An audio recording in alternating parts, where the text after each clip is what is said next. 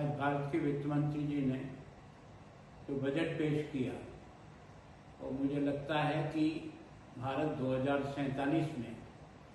किस प्रकार से दुनिया के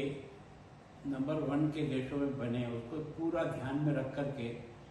सारे का सारा बजट उन्होंने उसी आधार पर बनाया। और वैसे भी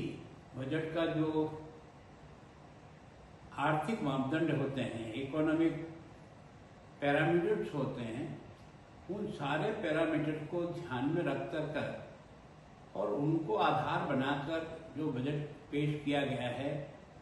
उसके लिए वास्तव में वित्त मंत्री जी का बहुत बहुत अभिनंदन, स्वागत। और भारत सबसे बड़ा किसी बजट का अगर आधार कोई होता है तो वो उसका कैपिटल इन्वेस्टमेंट होता है, पूंजीगत व्यय। मैं सोचता हूँ 12.2 लाख पूंजीगत व्यय के रूप में रखना है ना, ये संपूर्ण देश के इंफ्रास्ट्रक्चर के डेवलपमेंट का सबसे बड़ा सबूत है। और इसके कारण से ही संपूर्ण भारत का जितना भी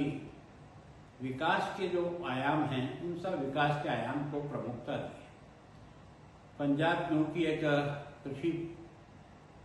प्रधान राज्य है और उसके लिए सबसे बड़ी जो सुखद बात है कि उन्होंने एक तरह से एग्रीकल्चर एक्सटेंशन सर्विस को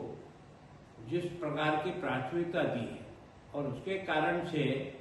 एक तरह से ये जो कृषि के विस्तार क्षेत्र को जिस तरह से प्रभावित करने का इस बजट में कोशिश किया, पंजाब को उससे भविष्य की आर्टिफिशियल इंटेलिजेंस के तहत एग्रीकल्चर को बढ़ाने के लिए पर्याप्त अवसर इससे प्राप्त होगा। ऐसे में इसी में जो एक तरह से उद्योगों के लिए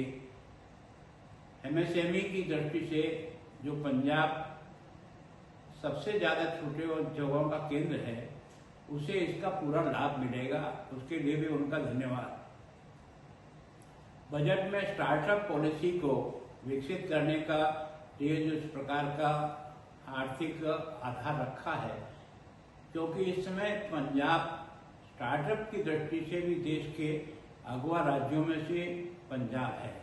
तो निश्चित रूप से इसका लाभ पंजाब को मिलेगा। और सबसे ज़्यादा प्रधानमंत्री जी को इस बात के लिए और रक्षा मंत्री जी को धन्यवाद देता हूँ कि ऑपरेशन सिंदूर के बाद ये जो बजट पेश किया है, भारत के रक्षा तंत्र को मजबूत करने के लिए बजट में 21% की बढ़ोतरी करना एक तरह से वास्तव में भारत को एक सशक्त राष्ट्र बनाने की दृष्टि से बहुत बड़ा महत्वपूर्ण कदम जो है वो उठाया है। और निश्चित रूप से दुनिया के देशों को भी अब भारत अपने हथियारों को निर्यात करने की दृष्टि से भी बहुत अधिक प्रभावी होकर उभरा है। कुल मिलाकर मैं कह सकता हूँ कि यह बजट संपूर्ण क्षेत्र को, किसानों को भी, देश के इंफ्रास्ट्रक्चर को भी, एक तरह से सामान्य लोगों के जीवन के विकास की दृष्टि से भी और बिना किसी प्रकार के प्रलोभन दिए देश के विकास को ध्यान में रख कर के बनाया हुआ बजट है। और इसके लिए वास्तव में हमने जो 2047 का लक्ष्य लेकर के जो चला है, भारत आर्थिक दृष्टि से दुनिया के सशक्त देशों में से एक बनेगा,